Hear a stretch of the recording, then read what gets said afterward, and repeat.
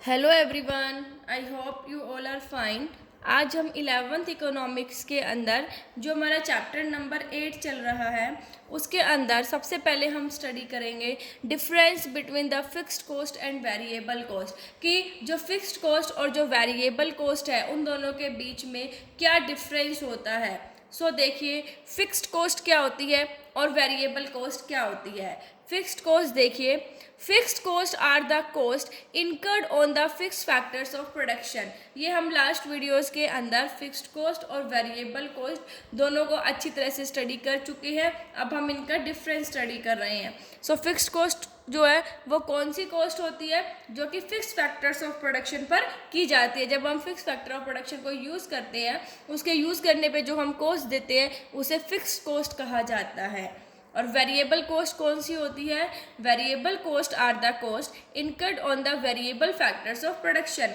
Variable cost वो cost होती है जो कि जब वेरिएबल फैक्टर्स ऑफ प्रोडक्शन को यूज़ करते हैं तो उस पर जो कॉस्ट दी जाती है उसे वेरिएबल कॉस्ट कहा जाता है। फिर है fixed cost do not change with increase और डिक्रीज इन आउटपुट। चाहे हम आउटपुट को इंक्रीज करें चाहे हम आउटपुट को डिक्रीज करें, लेकिन जो फिक्स्ड कॉस्ट है वो कभी भी चेंज नहीं होती। फिर बात करें वेरिएबल कॉस्ट की। जो वेरिएबल कॉस्ट है वो आउटपुट के अकॉर्डिंग चेंज होती है। कि हम शॉर्ट रन की बात कर रहे हैं, शॉर्ट रन का डिफरेंस पढ़ रहे हैं जिसके अंदर एक फैक्टर फिक्स्ड और एक वेरिएबल होता है, क्योंकि लॉन्ग रन के अंदर तो सारे ही वेरिएबल हो जाते हैं। वेरिएबल जो कॉस्ट है वो आउटपुट के अकॉर्डिंग चेंज होती है। अगर आउटपुट जीरो होगा तो वेरिएबल कॉस्ट भी जीरो होगी, बट अगर आउटपुट बढ़ेगा तो वेरिएबल कॉस्ट भी बढ़ेगी, और आउटपुट कम होगा तो वेरिएबल कॉस्ट भी कम होती है। नेक्स्ट है fixed cost remain a constant even when output is zero. चाहे आउटपुट जीरो हो लेकिन फिक्स्ड कॉस्ट कुछ ना कुछ तो देनी पड़ेगी। फिक्स्ड कॉस्ट जो है वो कांस्टेंट रहती है, ठीक है। Variable cost are zero when output is zero. लेकिन अगर आउटपुट जीरो होगा तो वेरिएबल कॉस्ट क्या होगी? वो जीरो होगी, लेकिन फिक्स्ड कॉस्ट जीरो नहीं होगी, क्योंकि जीरो आउटपुट पर भी फिक्स्ड कॉस्ट जो है देनी ही पड़ेगी। वो फिक्स्ड है, चाहे आप आउटपुट प्रोड्यूस करो चाहे ना करो, आपको वो कॉस्ट तो देनी ही होगी। नेक्स्ट है fixed cost are incurred even before production actually start. Fixed cost कब किया जाता है? जब प्रोडक्शन एक्चुअल में स्टार्ट होता है उससे पहले, ठीक है भाई। हम मशीनरी वगैरह उससे पहले लगाते हैं, अगर हमें जगह लेनी है कोई उससे पहले तो लेते हैं ना, ठीक है। उस पर रेंट देना और ये सारी चीज़ें जो है वो फिक्स्ड है हमारी। तो फिक्स कॉस्ट कब की जाएगी? जब प्रोडक्शन एक्चुअल में स्टार्ट होता है उससे पहले। वेरिएबल कॉस्ट कब की जाएगी? जब प्रोडक्शन एक्चुअल स्टार्ट होगा, मशीनरी वगैरह लग गई, जगह का इंतजाम हो गया, सारा इंतजाम हो गया, उसके बाद ही तो हम रॉ मटेरियल डालेंगे। तो वेरिएबल कॉस्ट जो है वो कब होती है? जब प्रोडक्शन एक्चुअल स्टार्ट हो जाता है। अब ये था हमारा डिफरेंस बिटवीन फिक्स्ड और वेरिएबल कॉस्ट। अभी हम स्टडी करेंगे कि टोटल कॉस्ट को हम कैसे कैलकुलेट करते हैं। हमने स्टडी किया था कि टोटल कॉस्ट किसका जोड़ होता है? Fixed cost plus variable cost का, उसे ही हम स्टडी करेंगे। देखिए, behaviour of fixed cost, variable cost and total cost and the shape of total cost curve as the aggregate of total fixed cost and total variable cost curves. देखिए, इसमें हम fixed cost और variable cost का behaviour पढ़ेंगे और total cost का, और total cost curve की हम शेप देखेंगे कि क्या होती है जब हम इन दोनों का एग्रीगेट करते हैं, ठीक है। देखिए, यहाँ पर हमारे पास आउटपुट दे रखे हैं 0 1 2 3 4 5 6।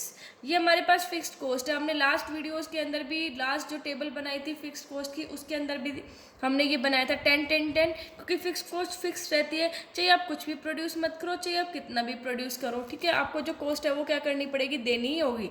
चाहे आप 0 प्रोड्यूस करो तो भी 10 रुपीज़ देने होंगे, चाहे आप 6 यूनिट प्रोड्यूस करो तो भी 10 रुपीज़ देने होंगे।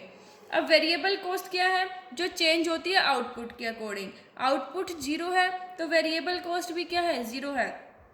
जैसे जैसे आप आउटपुट बढ़ाते जाओगे वैसे ही वेरिएबल कॉस्ट जो है वो बढ़ती जाती है। अब यहाँ पर देखिए, टोटल कॉस्ट कैसे कैलकुलेट करेंगे? Fixed cost plus variable cost.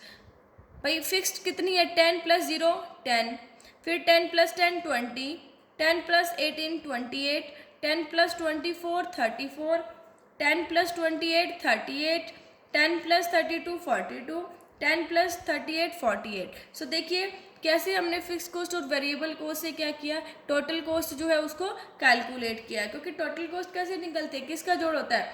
Fix cost plus variable cost का। ये हमने अपनी लास्ट वीडियोस के अंदर भी स्टडी किया था और अभी भी हम स्टडी कर रहे हैं कि जो हमारी वेरिएबल कॉस्ट है वो पहले देखो बढ़ती है, जब हम आउटपुट बढ़ेंगे तो बढ़ेगी और आउटपुट कम करेंगे तो कम हो जाती है। सो पहले ये डिक्रीजिंग रेट से बढ़ती है, उसके बाद ये इंक्रीजिंग रेट से बढ़ना स्टार्ट करती है। डिक्रीजिंग रेट से क्यों बढ़ती है, मैंने बताया था increasing returns to a factor की वजह से, और बाद में इंक्रीजिंग रेट से क्यों बढ़ती है, decreasing returns to a factor की वजह से।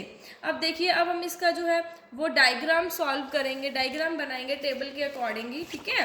पहले हम इस टेबल को तो समझ आ गया कि total cost is found as the sum total of fixed cost and variable cost, कि जो इसके अंदर टोटल कॉस्ट हमने कैलकुलेट की वो हमने कैसे की, फिक्स्ड और वेरिएबल कॉस्ट को जोड़कर। ये कहता है जैसे आउटपुट बढ़ते हैं टोटल कॉस्ट भी बढ़ रही थी, देखिए जैसे जैसे आउटपुट बढ़ रहे थे टोटल कॉस्ट जो है वो हमारी क्या हो रही है, बढ़ रही है। जब आउटपुट 0 है तो टोटल कॉस्ट 10 है, देखो जब आउटपुट 0 है तो भी हम टोटल कॉस्ट 10 है, क्यों, क्योंकि टोटल कॉस्ट किसका जोड़ होता है, फिक्स्ड कॉस्ट और वेरिएबल कॉस्ट का। वेरिएबल तो 0 है, लेकिन जब हम आउटपुट 0 करते हैं प्रोड्यूस तो भी हमें फिक्स कॉस्ट देनी पड़ती है, इसलिए चाहे आउटपुट 0 हो फिक्स कॉस्ट तो हमें देनी पड़ेगी। तो इसलिए टोटल कॉस्ट जो है वो फिक्स्ड और वेरिएबल कॉस्ट का जोड़ होता है, और इसके अंदर फिक्स कॉस्ट 10 रुपीज़ इंक्लूड होती है, इसलिए चाहे आउटपुट 0 हो तो भी टोटल कॉस्ट कुछ ना कुछ देनी ही पड़ेगी, क्योंकि टोटल कॉस्ट जो है वो फिक्स्ड और वेरिएबल कॉस्ट का जोड़ होता है। सो ये कहता है कि वेरिएबल देखो व्हेन आउटपुट 0 है तो टोटल कॉस्ट 10 है, क्योंकि फिक्स कॉस्ट 10 है और वेरिएबल कॉस्ट 0 है, और जैसे आउटपुट 6 यूनिट्स बढ़े तो टोटल कॉस्ट बढ़कर कितनी हो गई, 48, that is 10 plus 38, fixed cost plus variable cost का सम होता है ना ये। अब देखिए टोटल कॉस्ट कर्व को कैसे हम कैलकुलेट करेंगे, कैसे बनाएंगे, ड्रॉ कैसे करेंगे। एक्स एक्सिस पर हमने आउटपुट लेने हैं, वाई एक्सिस पर हमने तीनों कॉस्ट लेनी है। आउटपुट हमारे कितने हैं, देखिए 0 1 2 3 4 5 6, तो यहाँ पर हमें ले लेना 1 2 3 4 5 6। अब देखिए लास्ट में हम टोटल कॉस्ट को देख लेते हैं, इसके अंदर टोटल कॉस्ट लास्ट है हमारे पास 48, हम 50 तक ले लेंगे, 10 10 का गैप। देखिए टोटल फिक्स कॉस्ट चाहिए, आउटपुट 1 है, 0 1 2 3 4 5 6 कितने भी हैं, टोटल फिक्स कॉस्ट 10 नहीं रहेगी कॉन्स्टेंट, ये हमारा टोटल फिक्स कॉस्ट का कर्व बन गया। अब टोटल वेरिएबल कॉस्ट देखिए, जब 0 है तो 0 है, 1 पर कितनी है 10, 2 पर कितनी है 18, 3 पर 24, 4 पर 28, 5 पर 32 और 6 पर 38, फिर हम इसको क्या कर देंगे, ये मिला देंगे। अब बात करें टोटल कॉस्ट की, टोटल कॉस्ट किसका जोड़ है, फिक्स प्लस वेरिएबल का, जो कि 0 पर भी कितना है 10, क्यों है अभी बताया मैंने 0 पर 10, क्योंकि इसके अंदर फिक्स्ड कॉस्ट इंक्लूड है और फिक्स्ड कॉस्ट कभी भी 0 नहीं होती है। उसके बाद 1 के ऊपर कितना हो गया, 1 के ऊपर है हमारा 20, ठीक है, 2 के ऊपर हम लगा देंगे यहाँ पर डॉट 28, 3 के ऊपर है हमारा 34, 4 के ऊपर है हमारा 38, 5 के ऊपर है हमारा 42 और 6 के ऊपर है हमारा 48। तो देखिए पहले हमने टोटल फिक्स्ड कॉस्ट कर्व बनाया, जो कि चाहिए आउटपुट कितने भी हो ये हमारी कांस्टेंट रहेगी। उसके बाद टोटल वेरिएबल कॉस्ट कर्व बनाया, फिर हमने total cost curve, fixed cost जो है ये टोटल फिक्स कॉस्ट ये भी वाई एक्सिस से स्टार्ट होता है, क्योंकि चाहिए आउटपुट 0 हो कुछ ना कुछ कॉस्ट देनी पड़ती है। वेरिएबल कॉस्ट 0 से स्टार्ट होता है, क्योंकि आउटपुट 0 हो तो हमें कोई कॉस्ट नहीं देनी, लेकिन टोटल कॉस्ट देखो वाई एक्सिस से स्टार्ट है, क्यों, क्योंकि इसके अंदर फिक्स्ड कॉस्ट इंक्लूड है 10 रुपीज़ की, ठीक है। सो देखिए in this figure total cost किसका जोड़ है, ये total cost total fixed cost का प्लस टोटल वेरिएबल कॉस्ट का, क्योंकि हमने यहाँ पर भी कैलकुलेट किया है टोटल कॉस्ट कैसे निकाला, फिक्स्ड कॉस्ट और वेरिएबल कॉस्ट, फिक्स्ड कॉस्ट कह लो या total fixed cost, variable cost या टोटल वेरिएबल कॉस्ट। अब देखिए total fixed cost is constant at all levels of output, output कितने भी हो 0 1 2 3 4 5 6 कितने भी हो, जो हमारी टोटल फिक्स्ड कॉस्ट है वो क्या रहती है, बिल्कुल कांस्टेंट रहती है। देखिए उसके बाद है total variable cost increases as output increases, जैसे आउटपुट बढ़ते हैं वैसे टोटल वेरिएबल कॉस्ट भी इंक्रीज होती है।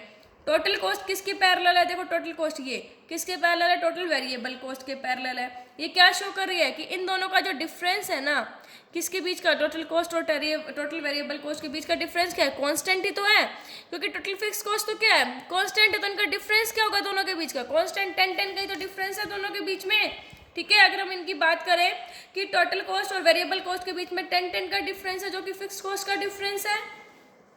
उसके बाद है टोटल कॉस्ट जो कर्व है वो 10 से स्टार्ट हो रहा है वाई एक्सिस से, जिसका मतलब क्या है कि 0 आउटपुट पर भी टोटल फिक्स कॉस्ट 10 है और टोटल वेरिएबल कॉस्ट 0 है। So the total fixed cost plus total variable cost, क्योंकि टोटल कॉस्ट कर्व किसका जोड़ होता है, टोटल फिक्स्ड कॉस्ट का और टोटल वेरिएबल कॉस्ट का, जो कि हमारा 10 है। सो आई होप आपको ये वेरिएबल जो टोटल कॉस्ट कर्व है ये समझ आ गया होगा। Thank you, stay safe, stay home.